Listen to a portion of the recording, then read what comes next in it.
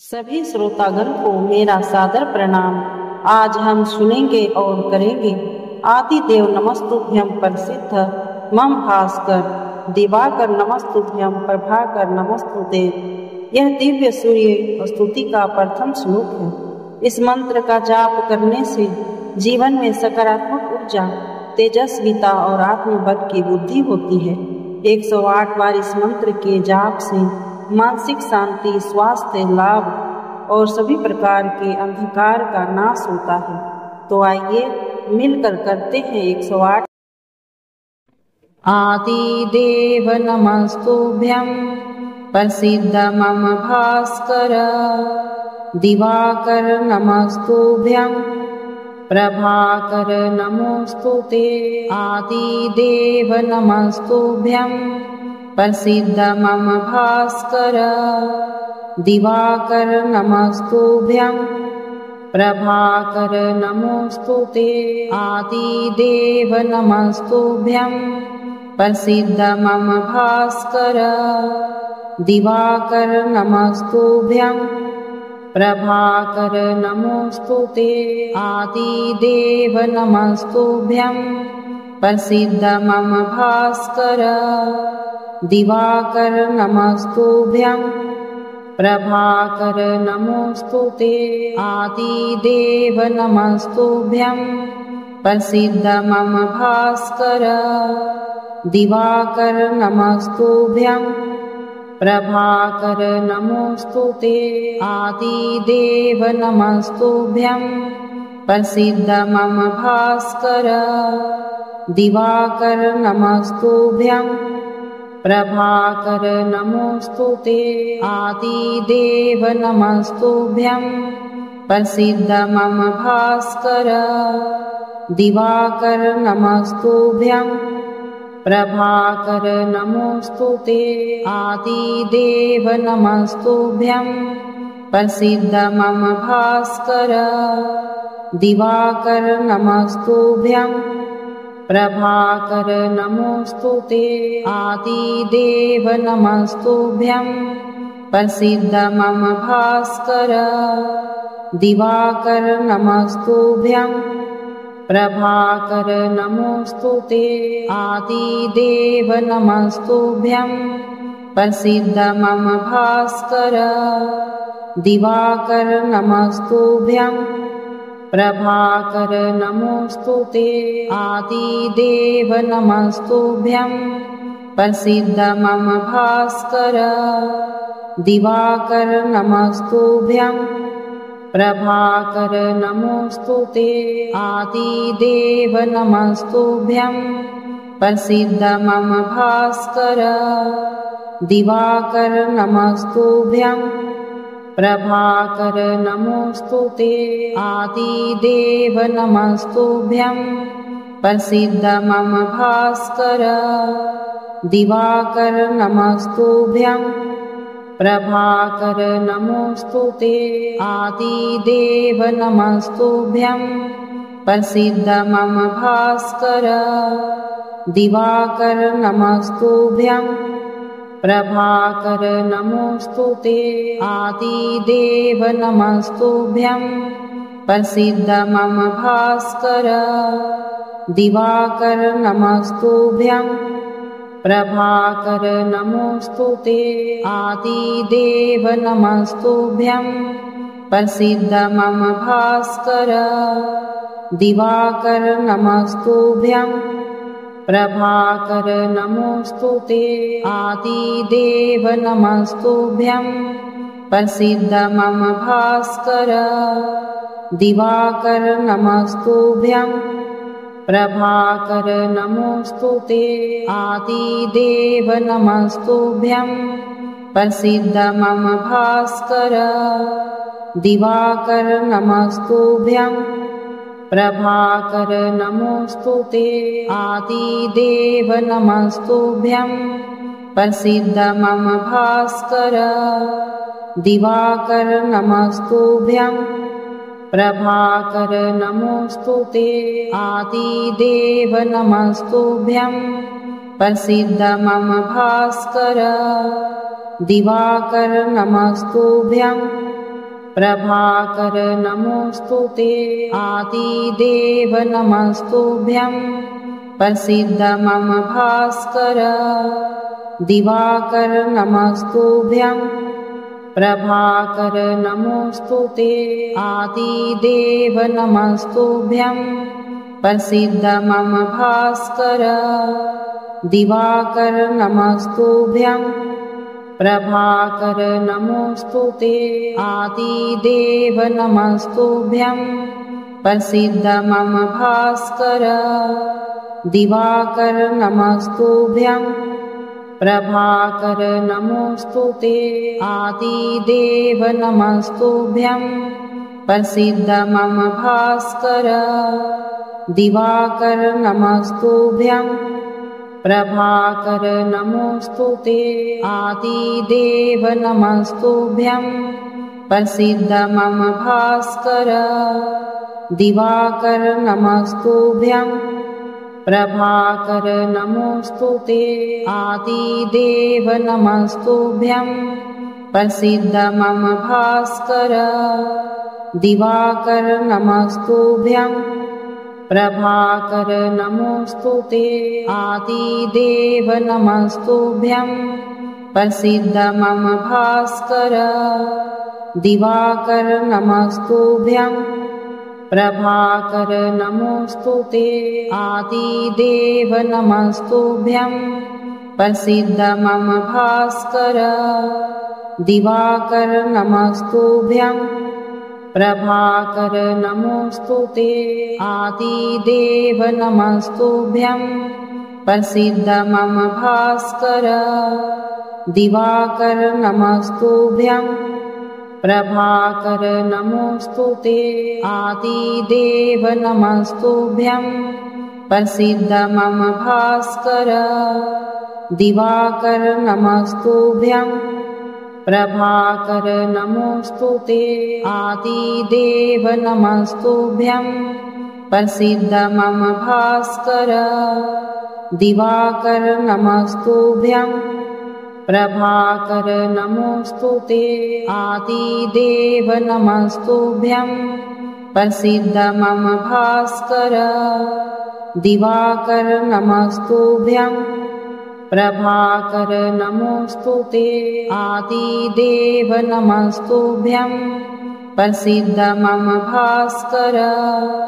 दिवाकर नमस्तुभ्यं प्रभाकर नमोस्तुते आदिदेव नमस्तुभ्यं प्रसीद मम भास्कर दिवाकर नमस्तुभ्यं प्रभाकर नमोस्तुते आदिदेव नमस्तुभ्यं प्रसीद मम भास्कर दिवाकर नमस्तुभ्यं प्रभाकर नमोस्तुते आदिदेव नमस्तुभ्यं प्रसीद मम भास्कर दिवाकर नमस्तुभ्यं प्रभाकर नमोस्तुते आदिदेव नमस्तुभ्यं प्रसीद मम भास्कर दिवाकर नमस्तुभ्यं प्रभाकर नमोस्तुते आदिदेव नमस्तुभ्यं प्रसीद मम भास्कर दिवाकर नमस्तुभ्यं प्रभाकर नमोस्तुते आदिदेव नमस्तुभ्यं प्रसीद मम भास्कर दिवाकर नमस्तुभ्यं प्रभाकर नमोस्तुते आदिदेव नमस्तुभ्यं प्रसीद मम भास्कर दिवाकर नमस्तुभ्यं प्रभाकर नमोस्तुते आदिदेव नमस्तुभ्यं प्रसीद मम भास्कर दिवाकर नमस्तुभ्यं प्रभाकर नमोस्तुते आदिदेव नमस्तुभ्यं प्रसीद मम भास्कर दिवाकर नमस्तुभ्यं प्रभाकर नमोस्तुते आदिदेव नमस्तुभ्यं प्रसीद मम भास्कर दिवाकर नमस्तुभ्यं प्रभाकर नमोस्तुते आदिदेव नमस्तुभ्यं प्रसीद मम भास्कर दिवाकर नमस्तुभ्यं प्रभाकर नमोस्तुते आदिदेव नमस्तुभ्यं प्रसीद मम भास्कर दिवाकर नमस्तुभ्यं प्रभाकर नमोस्तुते आदिदेव नमस्तुभ्यं प्रसीद मम भास्कर दिवाकर नमस्तुभ्यं प्रभाकर नमोस्तुते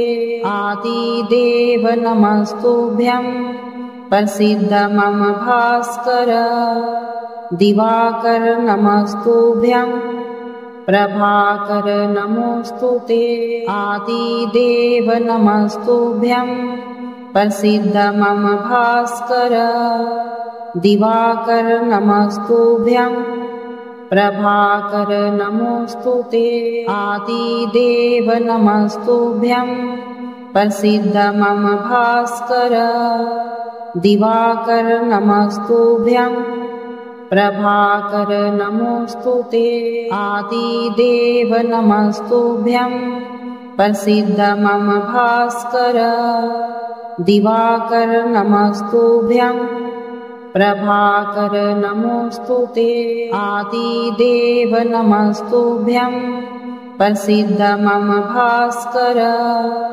दिवाकर नमस्तुभ्यं प्रभाकर नमोस्तुते आदिदेव नमस्तुभ्यं प्रसीद मम भास्कर दिवाकर नमस्तुभ्यं प्रभाकर नमोस्तुते आदिदेव नमस्तुभ्यं प्रसीद मम भास्कर दिवाकर नमस्तुभ्यं प्रभाकर नमोस्तुते आदिदेव नमस्तुभ्यं प्रसीद मम भास्कर दिवाकर नमस्तुभ्यं प्रभाकर नमोस्तुते आदिदेव नमस्तुभ्यं प्रसीद मम भास्कर दिवाकर नमस्तुभ्यं प्रभाकर नमोस्तुते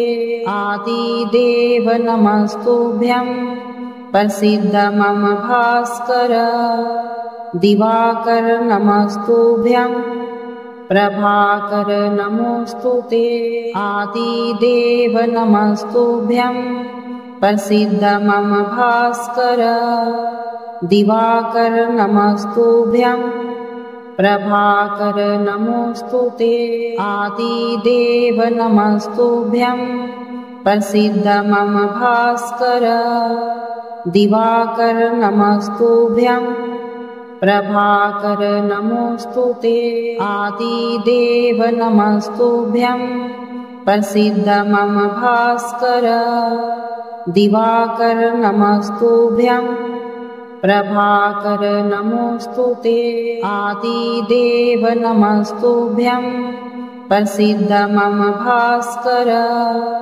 दिवाकर नमस्तुभ्यं प्रभाकर नमोस्तुते आदिदेव नमस्तुभ्यं प्रसीद मम भास्कर दिवाकर नमस्तुभ्यं प्रभाकर नमोस्तुते आदिदेव नमस्तुभ्यं प्रसीद मम भास्कर दिवाकर नमस्तुभ्यं प्रभाकर नमोस्तुते आदिदेव नमस्तुभ्यं प्रसीद मम भास्कर दिवाकर नमस्तुभ्यं प्रभाकर नमोस्तुते आदिदेव नमस्तुभ्यं प्रसीद मम भास्कर दिवाकर नमस्तुभ्यं प्रभाकर नमोस्तुते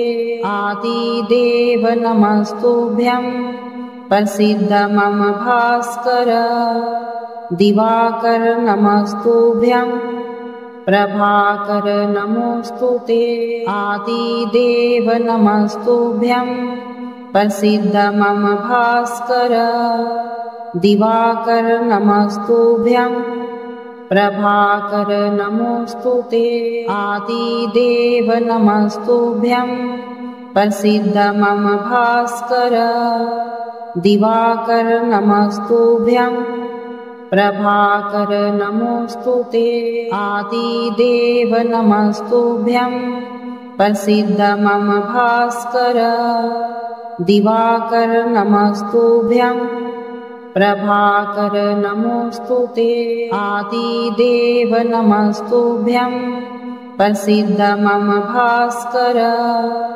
दिवाकर नमस्तुभ्यं प्रभाकर नमोस्तुते आदिदेव नमस्तुभ्यं प्रसीद मम भास्कर दिवाकर नमस्तुभ्यं प्रभाकर नमोस्तुते आदिदेव नमस्तुभ्यं प्रसीद मम भास्कर दिवाकर नमस्तुभ्यं प्रभाकर नमोस्तुते आदिदेव नमस्तुभ्यं प्रसीद मम भास्कर दिवाकर नमस्तुभ्यं प्रभाकर नमोस्तुते आदिदेव नमस्तुभ्यं प्रसीद मम भास्कर दिवाकर नमस्तुभ्यं प्रभाकर नमोस्तुते आदिदेव नमस्तुभ्यं प्रसीद मम भास्कर दिवाकर नमस्तुभ्यं प्रभाकर नमोस्तुते आदिदेव नमस्तुभ्यं प्रसीद मम भास्कर दिवाकर नमस्तुभ्यं प्रभाकर नमोस्तुते आदिदेव नमस्तुभ्यं प्रसीद मम भास्कर दिवाकर नमस्तुभ्यं प्रभाकर नमोस्तुते आदिदेव नमस्तुभ्यं प्रसीद मम भास्कर दिवाकर नमस्तुभ्यं प्रभाकर नमोस्तुते आदिदेव नमस्तुभ्यं प्रसीद मम भास्कर दिवाकर नमस्तुभ्यं प्रभाकर नमोस्तुते आदिदेव नमस्तुभ्यं प्रसीद मम भास्कर दिवाकर नमस्तुभ्यं प्रभाकर नमोस्तुते आदिदेव नमस्तुभ्यं प्रसीद मम भास्कर दिवाकर नमस्तुभ्यं प्रभाकर नमोस्तुते आदिदेव नमस्तुभ्यं प्रसीद मम भास्कर दिवाकर नमस्तुभ्यं प्रभाकर नमोस्तुते आदिदेव नमस्तुभ्यं प्रसीद मम भास्कर दिवाकर नमस्तुभ्यं प्रभाकर नमोस्तुते आदिदेव नमस्तुभ्यं प्रसीद मम भास्कर दिवाकर नमस्तुभ्यं प्रभाकर नमोस्तुते आदिदेव नमस्तुभ्यं प्रसीद मम भास्कर दिवाकर नमस्तुभ्यं प्रभाकर नमोस्तुते आदिदेव नमस्तुभ्यं प्रसीद मम भास्कर दिवाकर नमस्तुभ्यं प्रभाकर नमोस्तुते आदिदेव नमस्तुभ्यं प्रसीद मम भास्कर दिवाकर नमस्तुभ्यं प्रभाकर नमोस्तुते आदिदेव नमस्तुभ्यं प्रसीद मम भास्कर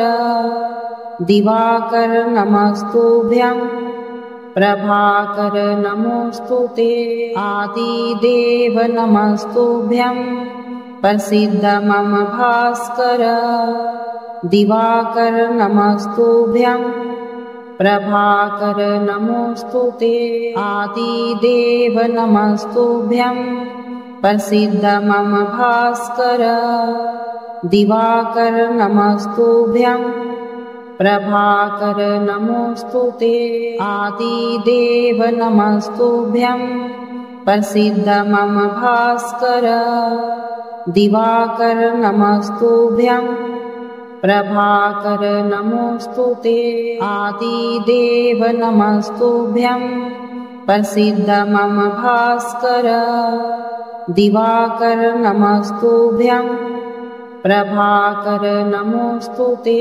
आदिदेव नमस्तुभ्यं प्रसीद मम भास्कर दिवाकर नमस्तुभ्यं प्रभाकर नमोस्तुते आदिदेव नमस्तुभ्यं प्रसीद मम भास्कर दिवाकर नमस्तुभ्यं प्रभाकर नमोस्तुते आदिदेव नमस्तुभ्यं प्रसीद मम भास्कर दिवाकर नमस्तुभ्यं प्रभाकर नमोस्तुते आदिदेव नमस्तुभ्यं प्रसीद मम भास्कर दिवाकर नमस्तुभ्यं प्रभाकर नमोस्तुते आदिदेव नमस्तुभ्यं प्रसीद मम भास्कर